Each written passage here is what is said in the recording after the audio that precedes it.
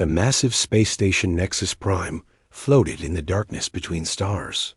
Inside its gleaming halls, representatives from 47 different worlds gathered for what should have been a normal meeting. Ambassador Lisa Martinez sat at the human table, her fingers drumming nervously on the polished surface. Something felt wrong today. The main chamber buzzed with quiet conversations in dozens of alien languages. Lisa had attended these council meetings for 3 years now, ever since humanity joined the galactic community.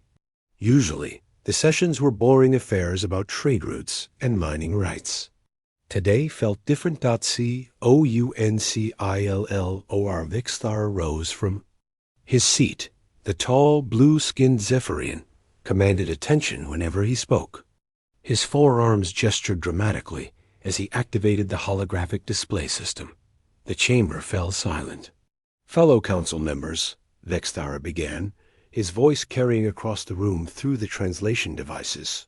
"We gather today to address a most disturbing matter. The human species stands accused of the most heinous crime known to civilized space." Lisa's heart skipped a beat. She looked around the chamber and saw dozens of alien eyes focused on her. The atmosphere had shifted from routine diplomacy to something much more serious. "Genocide," Vexthara continued.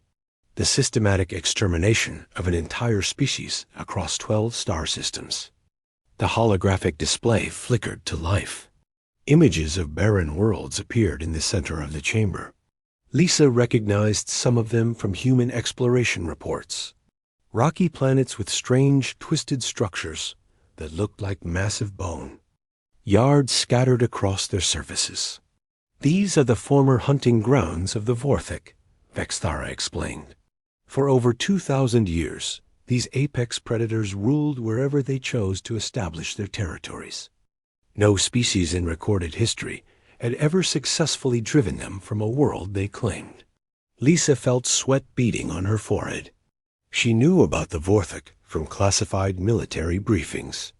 12-foot-tall monsters with claws that could slice through steel and armor plating that deflected most energy weapons. They were the boogeymen of the galaxy, the creatures that made entire civilizations abandon their colonies rather than fight. The Vorthik were nature's perfect killing machines, another counselor added from across the room. They evolved on high-gravity death worlds where only the strongest survived. Their exoskeletons could withstand direct hits from plasma cannons. Their sensory organs could track prey across continents. Their pack-hunting strategies had never been defeated. The holographic display shifted to show combat footage. Lisa watched alien soldiers fleeing in terror as massive insectoid creatures pursued them. The Vorthik moved with frightening speed despite their size. Their razor-sharp claws tore through defensive barriers like paper. She had seen these recordings before in Earth's military archives. 17 civilizations fell to Vorthik expansion in the past century alone, Vexthara said. The Meridian Republic, the Kepler Alliance, the Outer Rim Confederacy. All abandoned their worlds rather than face these creatures in direct combat. It was considered the wisest course of action. Lisa shifted uncomfortably in her seat. She knew what was coming next. "Until humans arrived in our galaxy," Vexthara's voice took on an accusatory tone. "Within 5 years of first contact with Vorthik forces, every single one of their established territories has gone silent. 12 worlds that housed thriving Vorthik populations now show no signs of life from the species." The chamber erupted in shocked murmurs. Several counselors turned to stare directly at Lisa. She felt the weight of their attention like a physical force pressing down on her shoulders. "We demand an explanation from the human representative," declared Counselor Mordith of the Crystalline Consortium. "How did your species accomplish what no other civilization could achieve? What weapons did you use? What tactics?" Lisa stood slowly, her mind racing. She had been briefed on this possibility, but hoped it would never come up. The truth was classified. at the highest levels of human government. She could not reveal operational details about anti-Vorthic campaigns. The human colonies were defending themselves, she said carefully. When the Vorthic attacked our settlements, our people fought back. We protected our families and our worlds. Defended? Vexthara's voice rose in disbelief. Ambassador Martinez. These images show complete extermination. Not a single Vorthic specimen remains alive on any world where humans established a presence. This goes far beyond simple defense. The holographic display changed again. Now it showed orbital scans of former Vorthic worlds. The bone-like structures were still there, but they were empty. Completely, utterly empty. Lisa had seen the classified reports. Human forces had been thorough in their work. At that moment, her communication device buzzed with an urgent message. Captain Jake Sullivan of the exploration vessel Ranger's Hope was requesting immediate contact. Lisa glanced at the message preview and felt her blood run cold. Another Vorthic world found. Kepler sector. Same result. No survivors. Requesting instructions. Lisa looked up to find the entire chamber watching her. Vexthara had noticed her distraction and was waiting for a response. The silence stretched uncomfortably long. The human government will provide a full report on our defensive actions, Lisa said finally. We acted within our rights to protect our citizens from an aggressive species that showed no mercy to any other form of life. Defensive actions? Counselor Mortith repeated. Ambassador, the Vorthic had established territories on these worlds for centuries before humans arrived. By what logic do you claim self-defense when you entered their space? Lisa felt trapped. Every word she spoke seemed to make the situation worse. The truth was that human military doctrine had evolved specifically to deal with threats like the Vorthic. While other species retreated and hoped for the best, humans had developed systematic approaches to eliminate such dangers permanently. The Vorthic were a threat to all peaceful life in the galaxy, Lisa said. They preyed upon weaker species without mercy. Someone had to stop them. The chamber fell silent again.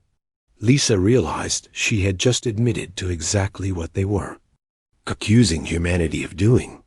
The looks on the alien faces around her ranged from shock to fear to something that might have been respect. So you admit it, Vexthara said quietly. Humanity deliberately set out to exterminate the Vorthic species. Lisa's communication device buzzed again. More reports were coming in from human ships across the galaxy, all with the same message. More empty Vorthic worlds discovered. More evidence of humanity's systematic approach to dealing with apex predators. She looked around the chamber one more time, meeting the eyes of beings who had lived in fear of the Vorthic for generations. Then she made a decision that would change everything. Yes, Lisa said simply. We eliminated them all.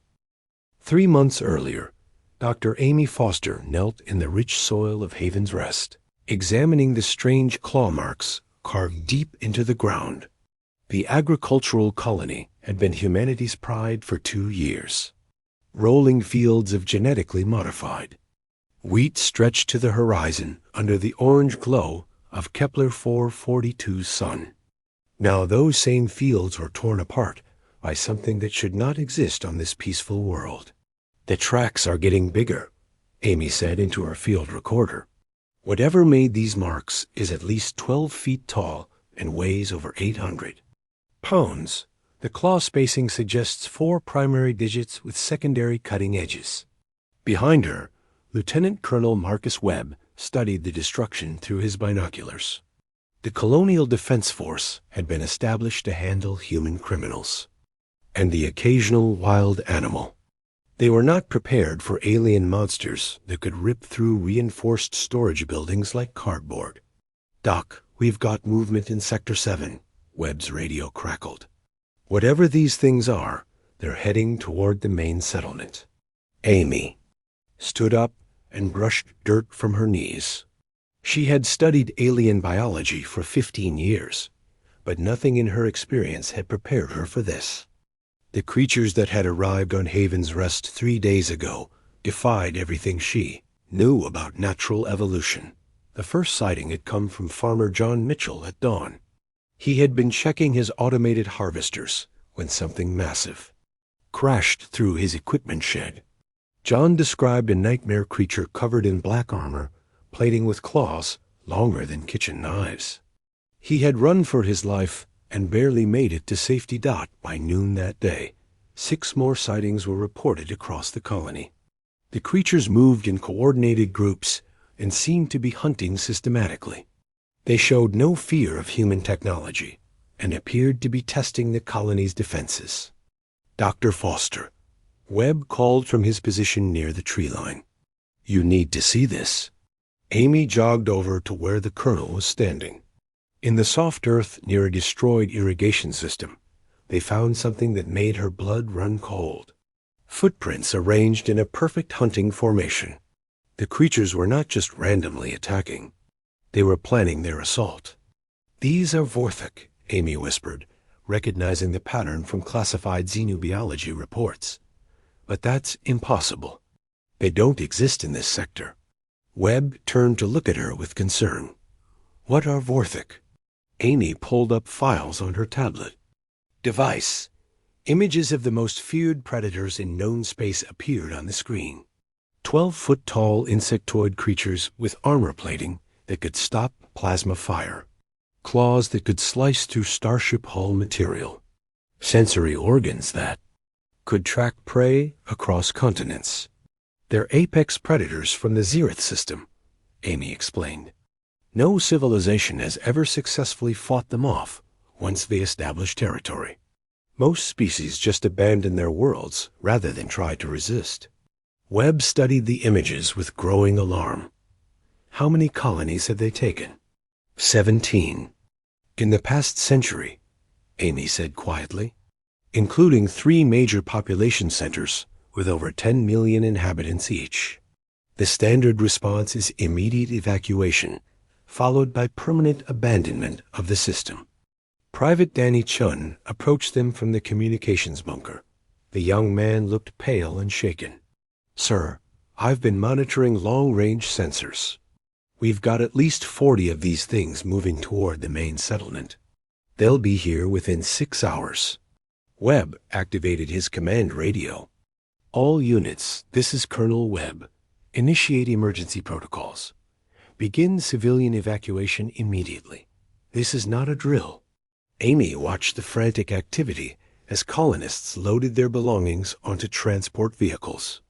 Children cried as their parents hurried them toward the spaceport. Everything these people had built over 2 years was about to be abandoned to alien monsters. There has to be another way, Amy said to herself. She had devoted her life to understanding alien species. There had to be something about the Vorthok that could be exploited. She spent the next 4 hours reviewing every piece of data in the colonial database. Vorthok biology, behavior patterns, hunting strategies, and territorial expansion methods. Most of the information came from the few survivors who had escaped their attacks. As the sun began to set, Amy made a discovery that changed everything.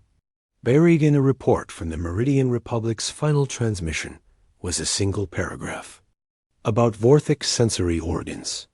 The creatures possessed incredibly advanced hearing and electromagnetic perception. This made them perfect hunters, but also created a potential weakness. "Danny," Amy called to the communications specialist. "What frequency do our agricultural scanners use?" Private Chun checked his equipment. "Standard agricultural sensors operate on 2.4 gigahertz, ma'am." "Why?" Amy's mind raced as she connected the pieces. The Vorthok sensory organs are designed to process multiple electromagnetic frequencies simultaneously. If we could overload those organs with a concentrated burst. "You want to use farming equipment as a weapon?" Webb asked in disbelief. "Not exactly," Amy said, pulling up schematics on her tablet. But if we modify the sensor arrays to produce a focused electromagnetic pulse on the exact frequency that overwhelms their nervous system. Danny's eyes lit up with understanding. We could build a disruptor device using the colony's communication equipment and sensor arrays. Webb looked skeptical. Doctor, with respect, no one has ever found a way to fight these things effectively. What makes you think agricultural scanners will work where military weapons have failed? Amy pointed to the data on her screen. Because no one has tried this approach. Every other species either runs away or tries to fight them with conventional weapons. We're going to attack their sensory system directly. The next 2 hours were spent in frantic preparation. Danny and Amy worked together to modify 3 large sensor arrays into focused electromagnetic pulse generators. They calculated the exact frequency needed to overwhelm Vorthic neural pathways based on the biological data in their files. As darkness fell, the first Vorthic scouts appeared at the edge of the colony. Through night vision scopes, the defenders could see massive shapes moving between the buildings. The creatures moved with terrifying grace despite their size, their claws clicking against concrete as they searched for prey. "Positions, everyone," Webb whispered into his radio. "Wait for Dr. Foster's signal." Amy crouched behind the control panel for their improvised weapons. Her hands shook as she prepared to test a theory that could either save the colony or get everyone killed. The Vorthic were 50 meters away and closing fast. "Now," Amy said, activating all 3 pulse generators simultaneously. The effect was immediate and devastating. The leading Vorthic stumbled and crashed to the ground, clutching at their sensory organs. High-pitched screams echoed across the colony as the creatures writhed in apparent agony. Within seconds, the entire pack was in complete disarray. But Amy noticed something even more important. When the alpha male collapsed, the other Vorthics stopped following organized attack patterns. They began fighting each other instead of the human defenders. Their pack hierarchy, Amy breathed in amazement. It's completely dependent on the alpha's neural commands. Remove the leader, and the whole structure falls apart. Private Chun stared at the chaos in front of them. "Doctor, I think we just figured out how to beat the galaxy's worst nightmare." Amy smiled grimly as she watched the most feared predators in known space flee in complete disorder. "Danny, send a message to Earth. Command, tell them we need to talk." The news from Haven's Rest spread through human space like wildfire. Within a week, every colony administrator and military commander had received copies of Dr. Amy Foster's research. The impossible had happened. Humans had not only survived a Vorthic attack, but had driven them away completely. Engineer Katie Brooks read the report for the 3rd time as she floated in the zero-gravity workshop of Titan's Forge mining station. The massive orbital facility processed asteroids in the outer belt of the Ross 128 system. Katie had been working on asteroid mining equipment for 5 years, but now she saw her tools in a completely different light. If agricultural scanners can be turned into Vorthic disruptors, Katie muttered to herself, what could industrial mining lasers do? She pulled up the technical specifications for the station's primary excavation systems. The mining lasers operated on multiple frequency ranges to cut through different types of asteroid material. With some modifications, they could potentially create focused electromagnetic pulses far more powerful than anything possible on a farming colony. Katie's work was interrupted by an emergency alert. Station Commander Tom Bradley's voice echoed through the facility's communication system. "All personnel to emergency stations. We have unidentified contacts approaching the station. Multiple large objects moving at sublight speed." Katie pushed herself toward the nearest observation window. In the distance, she could see dark shapes moving between the asteroids. Even at this range, she recognized the distinctive silhouettes from the classified files. Vorthic ships were approaching Titan's Forge. the mining station had never been. Designed for combat, its crew of 3,000 workers included miners, engineers, and technicians. The only weapons on board were small arms for dealing with pirates or equipment malfunctions. "This is Commander Bradley," the announcement continued. "We are facing a Vorthic incursion. All non-essential personnel should report to evacuation pods. Engineering teams remain at your stations and prepare for emergency shutdown procedures." Katie made a decision that would change everything. Instead of heading for the evacuation pods, she dove deeper into the station's engineering sections. If the modifications worked on Haven's Rest, they could work here too. But she would need help. She found Chief Engineer Sam Johnson in the main power distribution center, frantically trying to coordinate the evacuation procedures. "Sam," Katie called as she approached. "We don't have to run. We can fight these things." Johnson looked at her like she had lost her mind. "Katie, these are Vorthic. No one fights Vorthic and survives. The evacuation pods are our only chance." Katie pulled up Dr. Foster's research on her tablet device. "Look at this. A farming colony beat them using modified sensor equipment. We have industrial mining lasers that are 1,000 times more powerful than anything they had." Johnson studied the data with growing interest. "You want to turn our excavation systems into weapons?" "Not weapons," Katie corrected. "Vorthic disruptors. If we can generate electromagnetic pulses on the right frequencies, we can overload their sensory organs and break their pack coordination."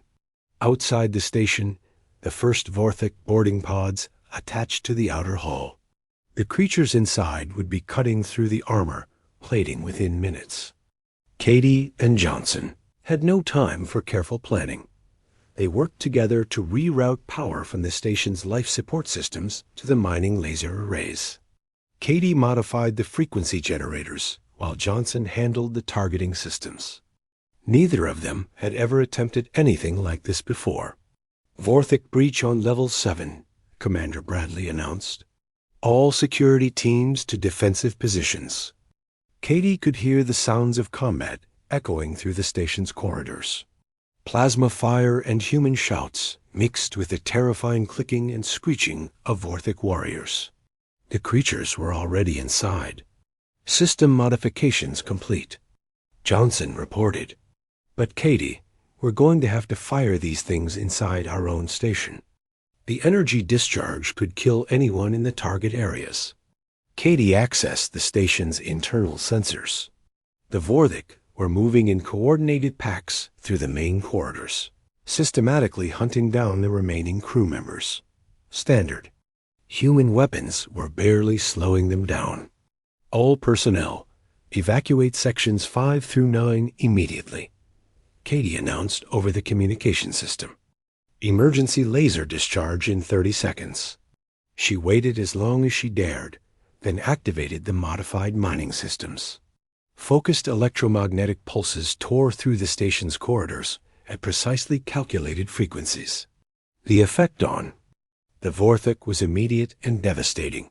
The creatures collapsed instantly, their sensory organs overwhelmed by the concentrated energy bursts.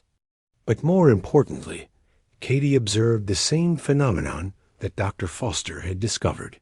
When the alpha specimens went down, the entire pack structure fell apart. "Johnson, look at this," Katie said, pointing to the internal sensor displays. "The smaller ones are attacking each other instead of hunting us. Their whole social system depends on neural commands from the pack leaders." Within 20 minutes, every Vorthic on the station was either dead or had fled back to their ships. The few that remained were confused and disoriented, no longer functioning as an organized threat.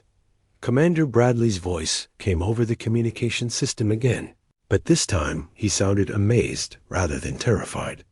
"All hands, the Vorthic have been neutralized. Repeat, all hostile contacts have been eliminated."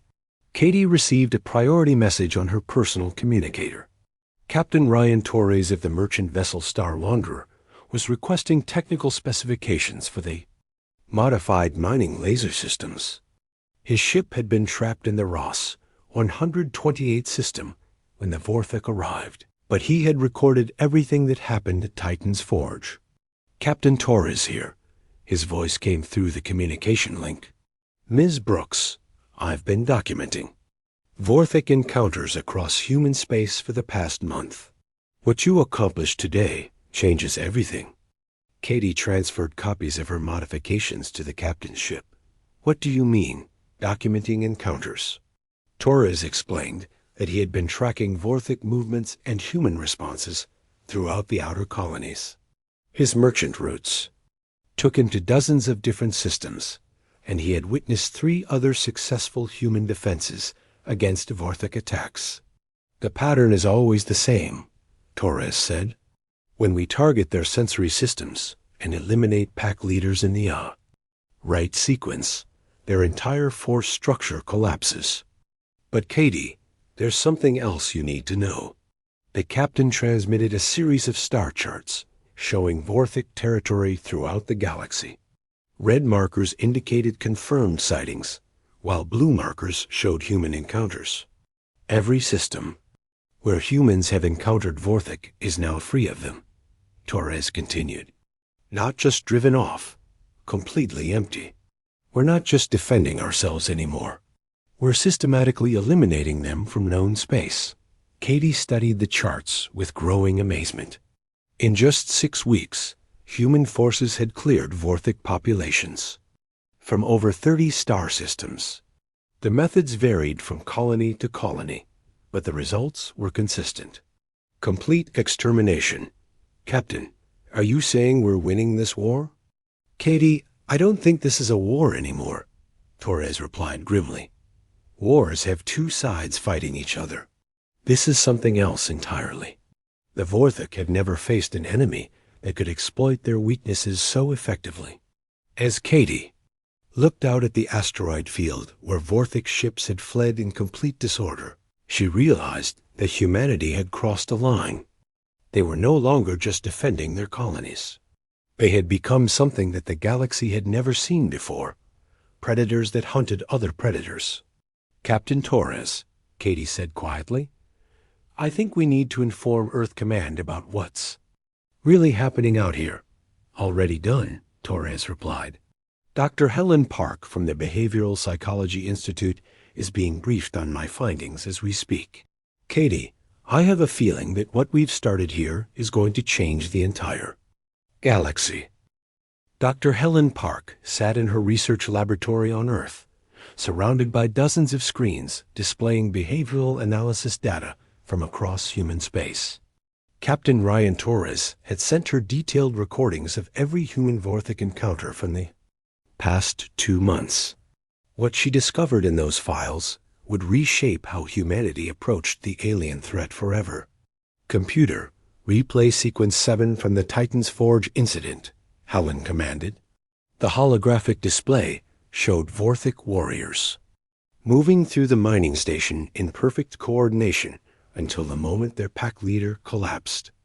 Then everything changed. Helen had spent 15 years studying pack behavior in various species, but the Vorthik represented something unique. Their social structure was not just hierarchical, but completely dependent on neural command links between alpha and subordinate specimens. When those links were severed, the entire group psychology collapsed into chaos. Dr. Park, her assistant Jennifer Cole, called from across the laboratory. "General Williams is here for the briefing." Commander Grace Williams entered the lab wearing the uniform of Earth's Colonial Defense Force. She had been placed in charge of coordinating humanity's response to the Vorthik threat after the success at Haven's Rest. Her expression was grim as she reviewed the data on Helen's screens. "Doctor, I need to understand what we're dealing with," Williams said. "My field commanders are reporting unprecedented success rates against Vorthik forces.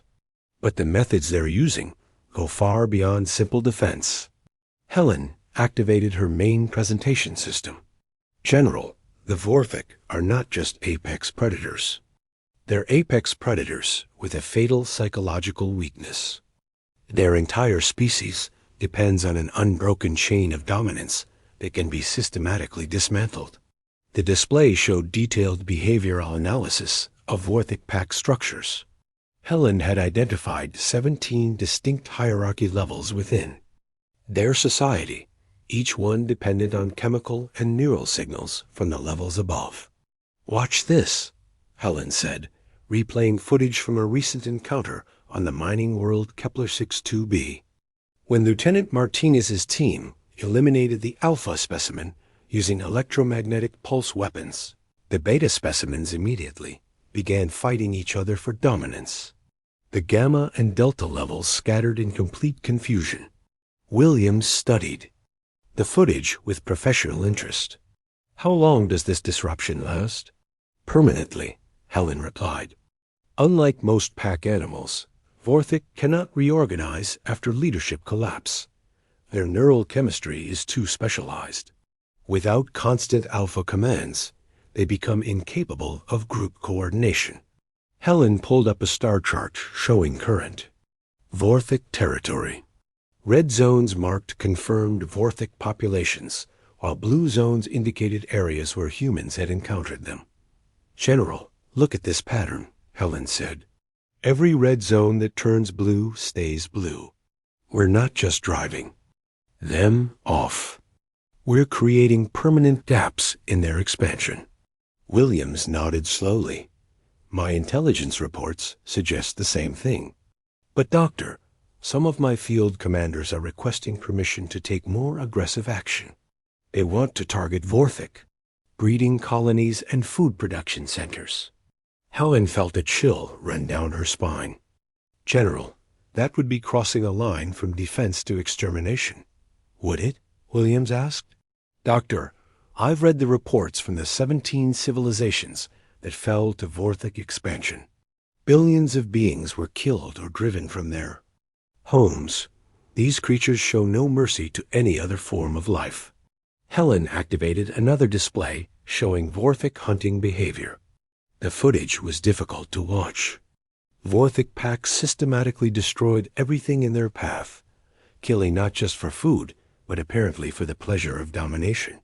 "They're not just predators," Williams continued. "They're destroyers. Every world they claim becomes a graveyard for other species. The question is whether we have the right to stop them permanently." Helen pulled up classified files from Dr. Nathan Scott's research division. "General, Scott's team has developed specialized biological weapons that affect only Vorthic physiology.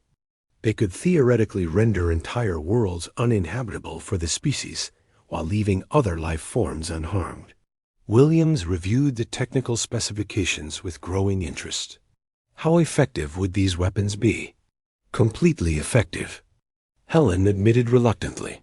"The Vorthic have no natural immunity to the synthetic toxins. A single orbital deployment could eliminate every specimen on a planet within 72 hours. The general was quiet for several minutes, studying the data. Helen could see the internal struggle playing out on her face. The decision to use such weapons would fundamentally change humanity's role in the galaxy. "Doctor, I need your professional opinion," Williams said finally. "From a behavioral standpoint, is there any possibility of coexistence with the Vorthic?" Helen had been dreading this question. She pulled up her final analysis report and took a deep breath. "No," she said quietly.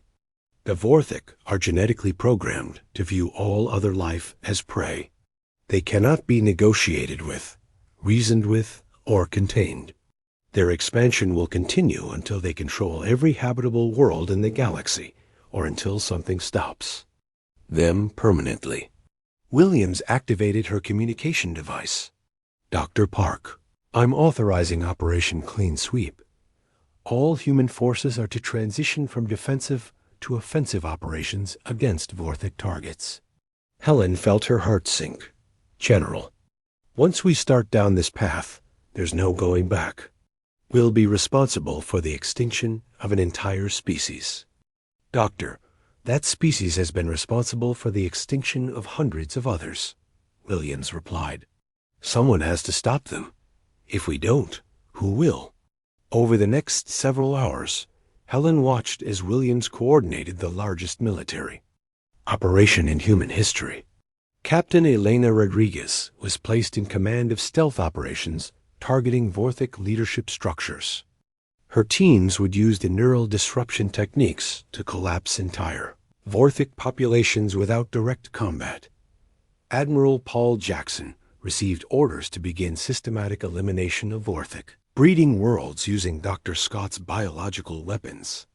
His fleets would create dead zones where no Vorthic could survive. Sergeant Alex Thompson was tasked with training specialized hunter units that would track down and eliminate scattered Vorthic survivors. His teams would ensure that no pockets of the species could rebuild their populations. Dr. Park, Williams said as the briefing concluded, I want you to document everything. Future generations need to understand why we made these choices.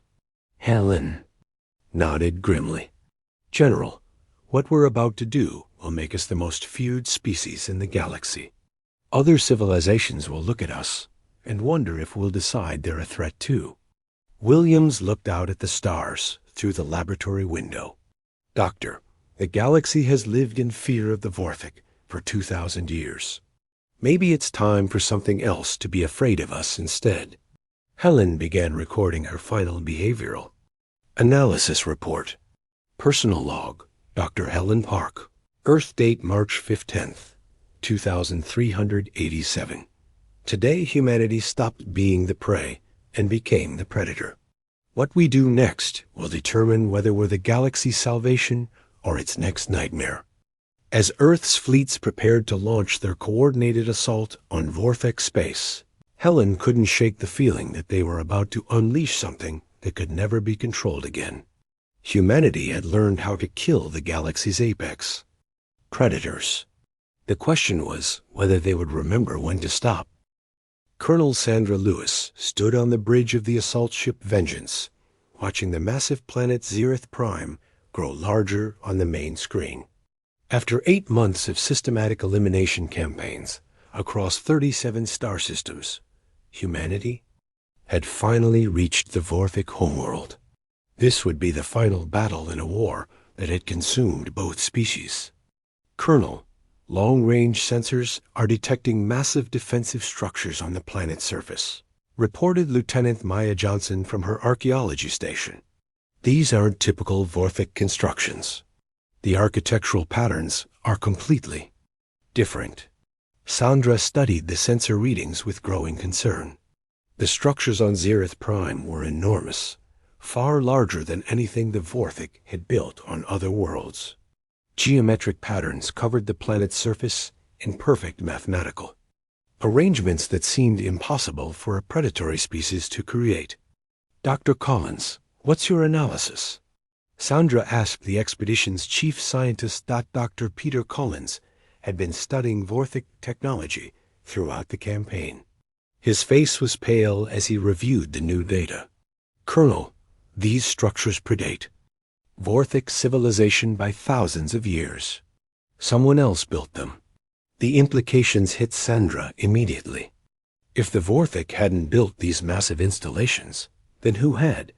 And why were they still functioning after all this time?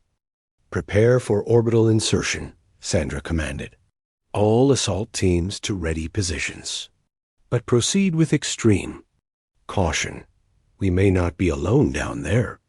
The landing was unlike anything they had experienced in previous operations.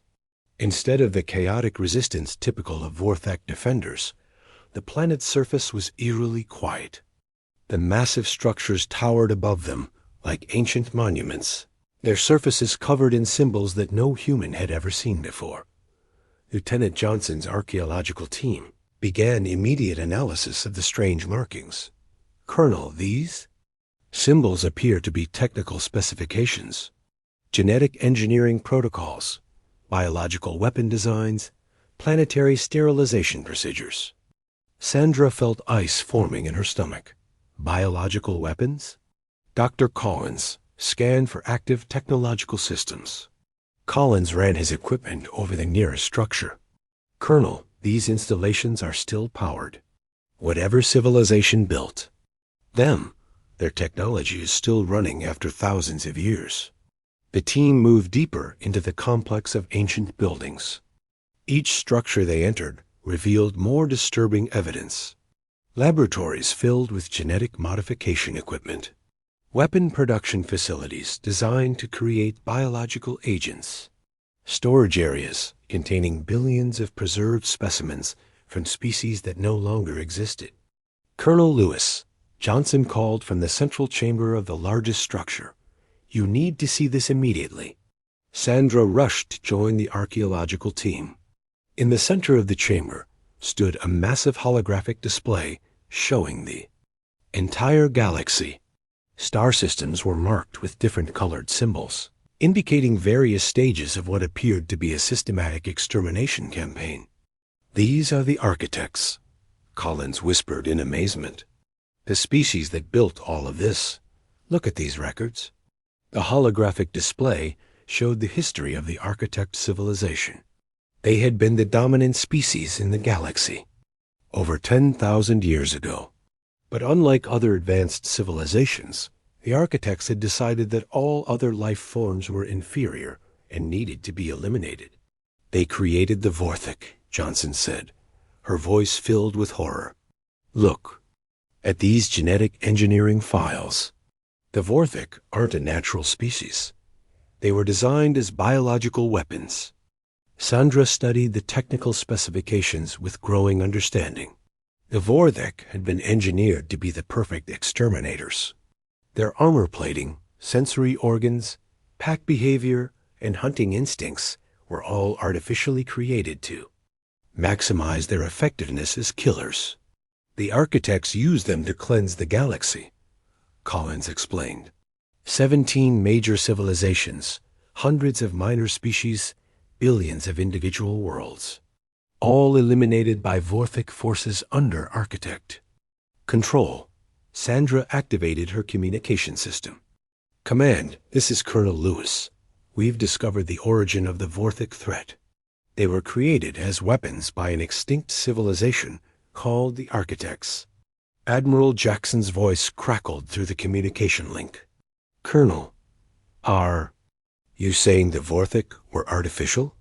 Yes, sir, Sandra replied. And that's not the worst part. The Architect technology is still active. These installations have been running automatically for thousands of years. Collins had been studying the central control systems while Sandra reported to command. Colonel, there's something else. The Architects didn't just create the Vorthic. They created dozens of other biological weapons. Most of them are still in storage. Sandra felt her blood turn cold.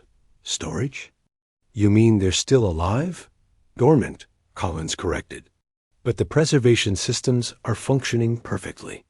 These weapons could be activated at any time. Johnson pulled up files showing the various Architect creations.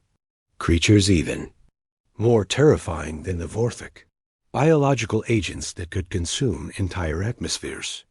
Self-replicating machines designed to convert planets into weapon production facilities. The Vorthic were just the first wave, Johnson explained.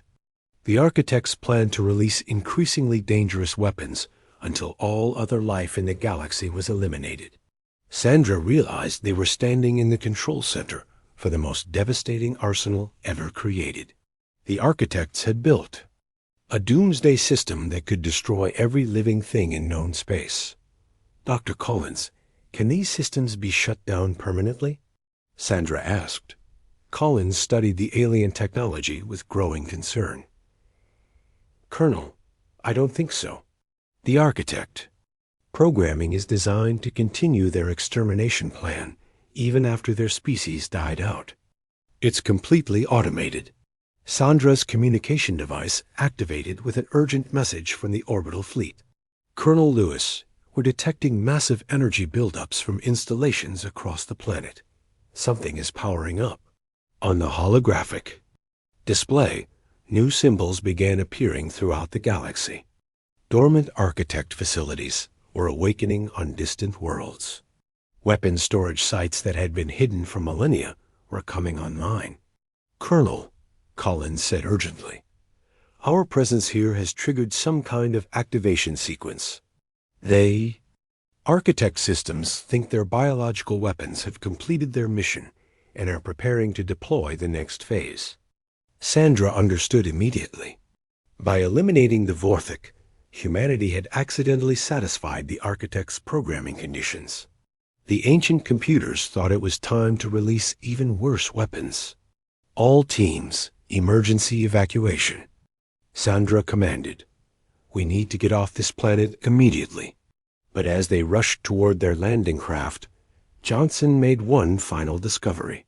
Hidden in the deepest files of the Architect database was information about a termination protocol, a way to shut down the entire system permanently. "Colonel, wait," Johnson called. "There's a master control sequence, but someone has to stay behind to activate it manually." Sandra looked at the young archaeologist with admiration and horror. "Lieutenant, are you volunteering for a suicide mission?" Johnson nodded grimly. "Colonel, if these weapons activate, they'll make the Vorthik look like harmless pets. Someone has to stop them." Sandra made the hardest decision of her military career. "Johnson, input the termination sequence. The rest of us will evacuate to minimum safe distance." As their ship lifted off from Zereth Prime, Sandra watched Lieutenant Johnson work frantically at the Architect control systems. The young woman was sacrificing her life to save the galaxy from weapons that could destroy all life. The termination sequence activated just as the first Architect. Biological weapons began emerging from their storage facilities. A massive energy pulse swept across the planet, shutting down every Architect system permanently. "Colonel Lewis," Dr. Collins said quietly, "Johnson just saved every living thing in the galaxy." Sandra nodded as she watched Zereth Prime fade into the distance. "And we just learned that humanity wasn't the first species to decide other life forms were too dangerous to exist." The Galactic Council chamber on Nexus Prime had never been so quiet. Ambassador Lisa Martinez stood at the human podium, facing 47 different species who were all staring at her with expressions ranging from fear to disgust to something that might have been respect. The holographic displays around the chamber showed the final evidence of humanity's campaign against the Vorthik. Empty worlds, barren hunting grounds. Complete extinction. Captain Jake Sullivan had arrived that morning with the last piece of the puzzle. His exploration vessel Ranger's Hope had conducted detailed surveys of every former Vorthik territory in known space. The results were undeniable. Not a single specimen remained alive anywhere in the galaxy. Counselor Vextara has presented serious accusations against the human species, Lisa said, her voice carrying clearly through the translation devices. "He claims that we committed genocide against the Vorthik. I stand before this council today to tell you that he is absolutely correct." The chamber erupted in shocked murmurs. Several counselors leaned forward in their seats, while others seemed to shrink back from the human representative. "We eliminated them all," Lisa continued. "Every last one. And I'm here to explain why we had no choice." She activated the holographic display system and began showing the evidence that Colonel Sandra Lewis had recovered from Zereth Prime, the ancient Architect installations, the genetic engineering laboratories, the biological weapon storage facilities. Vorthik were not a natural species, Lisa explained. They were created as weapons by an extinct civilization called the Architects. For thousands of years, they served their purpose perfectly. They killed everything in their path. Counselor Mortith of the Crystalline Consortium raised one of his forearms. "Ambassador Martinez, even if this is true, it does not justify the complete extermination of an entire species." Lisa looked directly at the crystalline being. "Counselor Mortith, how many of your people died when the Vorthik attacked the Kepler Mining Collective. Mortith's crystalline structure dimmed noticeably. 43,000 casualties. We abandoned the system rather than continue fighting. And you, Counselor Zektar, Lisa turned to another representative. How many worlds did the hegemony lose to Vorthik expansion? The insectoid being clicked his mandibles nervously. 7 agricultural worlds. 2 billion inhabitants evacuated. Lisa activated another display showing the complete history of Vorthik conquests over the past 2,000 years. 17 major civilizations destroyed or displaced. Hundreds of minor species driven to extinction. Trillions of innocent beings killed. And this council did nothing because you believed the Vorthik were too powerful to stop. Vexthara stood up from his position. Ambassador, the Galactic community has always sought peaceful solutions to conflicts. We do not believe in genocide as a means of problem solving. Lisa felt anger rising in her chest. Peaceful solutions? Counselor Vexthara, show me one example of a peaceful solution working against the Vorthik. Show me one negotiation, one treaty, one moment when they showed mercy to any other species. The chamber fell silent. Lisa knew the answer because she had studied every historical record in the Galactic database. The Vorthik had never, in their entire recorded history, shown mercy or accepted any form of peaceful coexistence. The truth is that this council abandoned entire civilizations to die rather than risk a real fight, Lisa said. You called it wisdom. You called it the practical choice. You called it anything except what it really was, cowardice. Captain Sullivan approached the podium and handed Lisa a datapad containing his final survey results. She had been waiting for this moment. Captain Sullivan has just returned from comprehensive surveys of all former Vorthik territories, Lisa announced. Jake, please share your findings with the Council. Sullivan activated his own display system. Honorable Counselors, I have completed detailed scans of 37 star systems that were previously controlled by Vorthik forces. In every case, we found the same result. The display showed world after world returning to life. On planets where the Vorthik had been eliminated, other species were already beginning to reclaim their former territories. Plants were growing in areas that had been barren for centuries. Animal populations were recovering from near extinction. The Vorthik didn't just kill other species, Sullivan explained. They prevented any form of life from developing on worlds they controlled.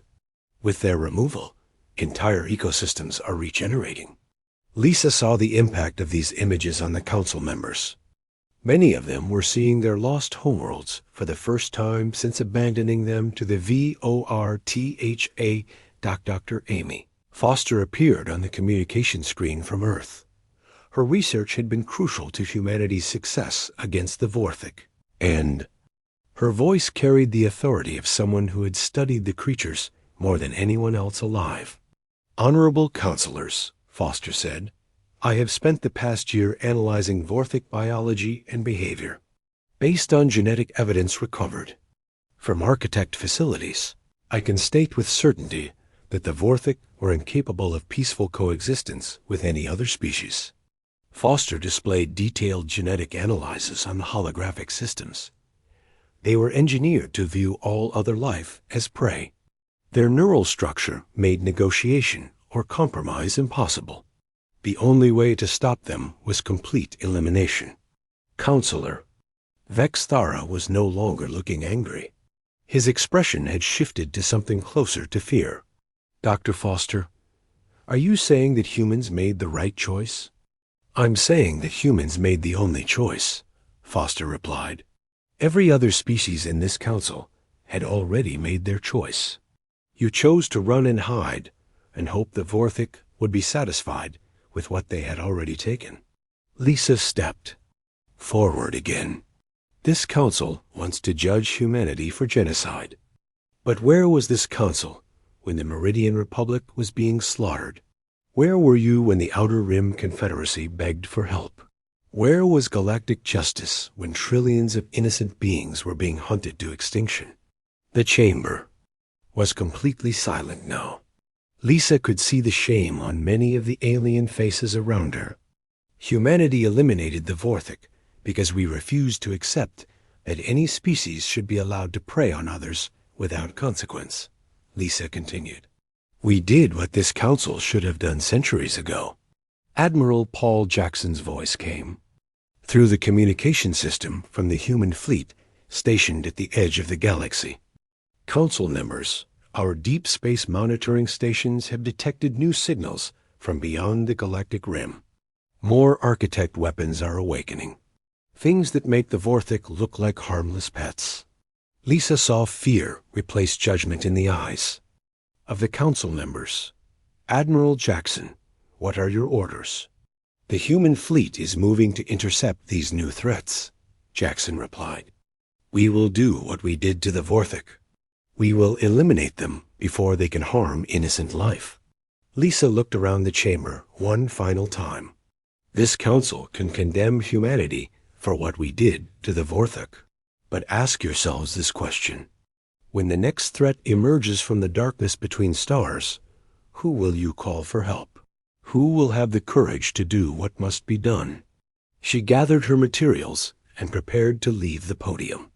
Humanity didn't eliminate the Vorthic because we enjoyed killing. We eliminated them because someone had to. And if something else threatens the innocent worlds of this galaxy, we'll do it again. As Lisa walked toward the exit, Counselor Mortith called out to her, Ambassador Martinez, what if the galactic community decides that humanity has become too dangerous to exist?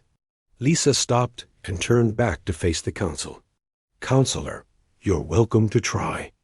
But remember that we just eliminated the most feared predators in galactic history. Do you really want to find out what we're capable of when someone threatens us directly? The chamber remained silent as Lisa left.